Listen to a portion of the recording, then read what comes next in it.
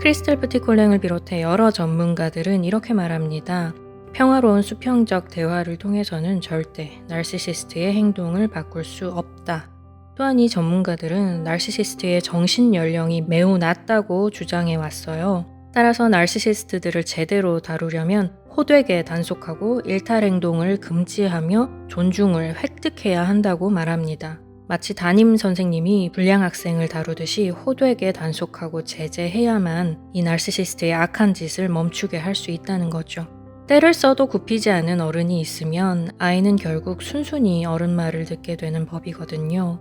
크리스텔로부터 이런 식의 대처법을 잘 훈련받은 한 여성이 그 어머니를 변화시킨 사례가 있어서 오늘 소개를 해드리려고 합니다. 물론 이 여성이 사용한 방식이 모든 나르시시스트에게 똑같이 효과가 있을 거라고 볼 수는 없어요. 나르시시즘의 정도에 따라 효과적인 방법은 달라질 수 있습니다.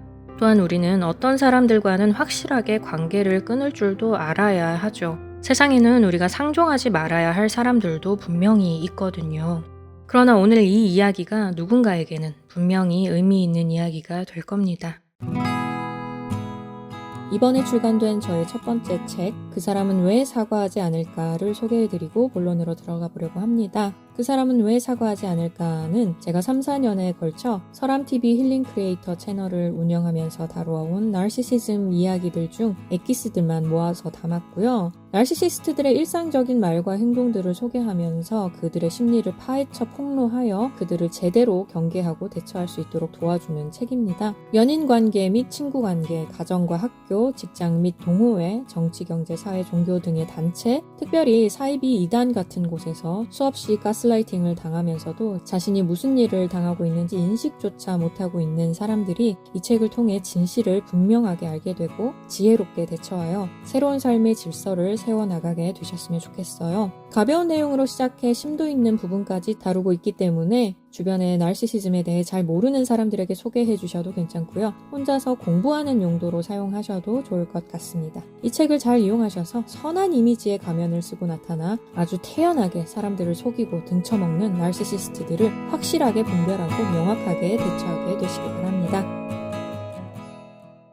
이 여성의 이름은 카린입니다. 이 카린의 엄마는 어릴 때부터 그녀를 달달 볶더니 어른이 된 후에도 사사건건 간섭하고 지배하려 들었죠. 카린은 크리스텔과의 상담을 통해 이 어머니의 정신연령과 그 심리, 대처법 등을 잘 배우게 됩니다. 난생 처음으로 호랑이 같은 엄마 앞에서 차분하고 어른스러운 태도를 취하며 엄마의 행동을 객관적으로 관찰했다고 해요. 엄마로부터 한 발자국 떨어져서 딸이 아닌 제3자의 입장이 되어 엄마의 행동을 찬찬히 살펴보기 시작한 것이죠. 진실의 눈으로 엄마를 바라보자 엄마가 나이만 많지 사실은 심술 굳고 질투심 많은 여자아이나 다름없다는 것을 금세 깨닫게 되었습니다. 그러자 카린은 갑자기 엄마가 더 이상 무섭지 않았다고 해요. 엄마는 평소 부리던 억지가 딸에게 더 이상 통하지 않자 험한 말을 퍼붓기 시작했습니다만 카린은 한 발짝 물러나 있었기 때문에 그런 험한 말들이 그저 도발에 지나지 않는다는 것을 캐치할 수 있었죠. 그래도 한편으로는 슬프고 안타까운 마음이 들었습니다. 어떻게 엄마는 자기가 낳은 딸에게 이토록 잔인할 수 있을까라는 생각이 들었던 거예요. 하지만 곧 그들의 모녀 관계에 그러한 잔인함은 늘 존재해왔고 지금까지는 은폐되어 있었을 뿐임을 깨닫게 됩니다. 이전까지는 엄마의 말과 행동에 일일이 신경 쓰며 안절부절 못하고 비위를 맞추고 엄마의 기대에 맞춰서 나를 바꿔보겠다고 애쓰며 터무니없이 기력을 소진해왔지만 이번에 카린은 완전히 다른 방식을 취했습니다. 몇 주간 엄마의 행동을 객관적으로 잘 관찰한 끝에 카린은 엄마를 상대로 용납할 수 없는 행동은 고쳐달라고 요구할 마음의 준비를 끝내게 되었죠. 엄마는 자꾸 싸움을 걸려고 했지만 카린은 예의 바르고 차분하게 그리고 확실하고 단호한 태도로 객관적 사실만을 취하며 그 상황을 넘겼습니다. 궁지에 몰린 엄마는 감정적으로 완전히 무너지기 시작했는데요. 그렇게 기세등등하던 엄마가 마치 잼을 손가락으로 찍어 먹다 들킨 아이처럼 으앙 하고 울음을 터뜨리고 만 것입니다. 내가 낳은 딸이 이럴 수가. 그 울음소리조차도 여전히 나르시시스트다웠다고 해요. 카린은 엄마의 우는 모습에 동정심을 가지기는커녕 다시금 마음을 다잡고 냉정하게 굴었습니다. 엄마가 자신의 심리를 조종하려 시도하고 있음을 깨달았던 거죠. 카린은 엄마에게 물 한 잔을 건네며 이렇게 말합니다. 이제 진정하세요. 마음을 가라앉히셔야 대화를 마무리할 거 아니에요. 태도를 바꾸지 않고 끈질기게 버틴 끝에 엄마는 드디어 두 손 두 발 다 들게 됩니다. 엄마는 얌전해져서는 군소리 없이 딸이 제시하는 조건을 수용했죠. 그 이후로 카린의 엄마는 좀 더 조심해서 행동할 줄 알게 됐고, 카린도 말도 안 되는 처사는 용납하지 않겠다는 자세로 엄마를 경계할 줄 알게 됐다고 합니다.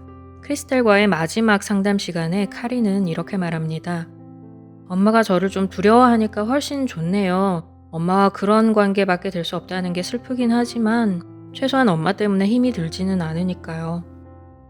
만일 여러분이 나르시시스트와의 관계에서 승리했다고 해도 여전히 그 관계는 수직적인 질서가 지배하는 상태에 놓여 있습니다. 다만 두 사람의 자리가 바뀐 것일 뿐이죠.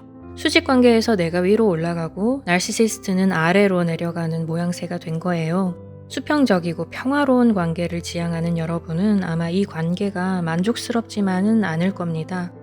나르시시스트들은 이제 나를 두려워하기 시작하고 불만이 있어도 무서워서 나에게 말하지 못합니다. 궁금한 게 있어도 심기를 건드릴까봐 나에게 감히 질문도 잘 못해요. 내가 아무리 잘못된 지시를 내려도 그걸 잘못된 것이라고 말하지 못하죠. 그게 정말 답답할 때가 있습니다. 그리고 까딱 잘못하다가는 내가 폭군이 될 수도 있겠다는 위험한 가능성이 느껴져요. 따라서 우리는 스스로가 폭군이 되지 않기 위해 끊임없이 자신을 돌아보며 자기 수양을 멈추지 않는 사람이 되어야 합니다. 그렇지 않으면 어느 순간 내가 갖게 된 권력에 매료되어서 나만큼의 권력을 갖지 못한 주변 사람들을 무시하는 일이 벌어질 수도 있거든요. 그렇다면 이들과의 수평적인 관계는 정말 불가능한 것일까요? 이들의 자세는 한순간 100% 변화될 수 없습니다. 그렇지만 시간이 지날수록 아주 조금씩 우리를 닮아가는 것을 보게 될 거예요. 시간이 걸립니다. 수십 년간 익숙해 있던 생활 방식이 달라지는 데에는 그만큼 많은 시간이 필요해요. 단기간에 너무 많은 것을 이루려 하지 말고 관계가 예전보다 조금이라도 평화로워졌다면 앞으로도 반드시 더 나아질 것임을 기억하시기 바랍니다. 급한 마음은 내려놓으시고 상대를 억지로 바꾸려 들지 말고 지난 과거에 비해 평화로워진 상황에 대해 일단은 만족하고 감사하세요. 그리고 이제 아무도 나의 선택과 결정에 간섭하지 않게 되었으니 나의 모든 관심을 온전히 나 자신에게로 돌리시면 됩니다. 나 자신이 갖게 된 권력을 남용하지 않기 위해 스스로를 훈련시키고 더 성숙시키는 일에 매진하는 거예요.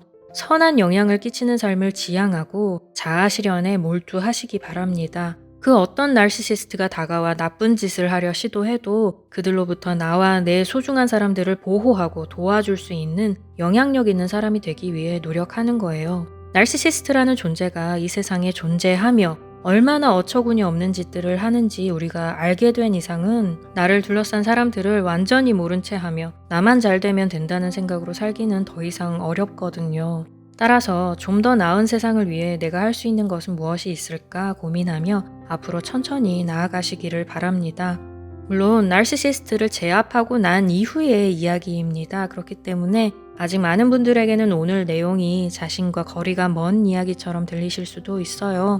그래도 미리 알아놓으면 나중에 진짜로 관계에서 승리한 후에 덜 공허해질 겁니다. 되도록이면 많은 분들이 승리를 얻게 되고 그로 인해 얻게 된 권력을 가지고 좀 더 나은 사회를 만드는 데에 사용하게 되었으면 하는 마음이 드네요. 상황이 심각하다면 전문가의 도움을 받는 것이 최선임을 오늘도 잊지 말아주시기 바랍니다. 그럼 여러분의 모든 문제가 다 해결되기를 바라면서 저는 또 다음 시간에 뵙도록 하겠습니다.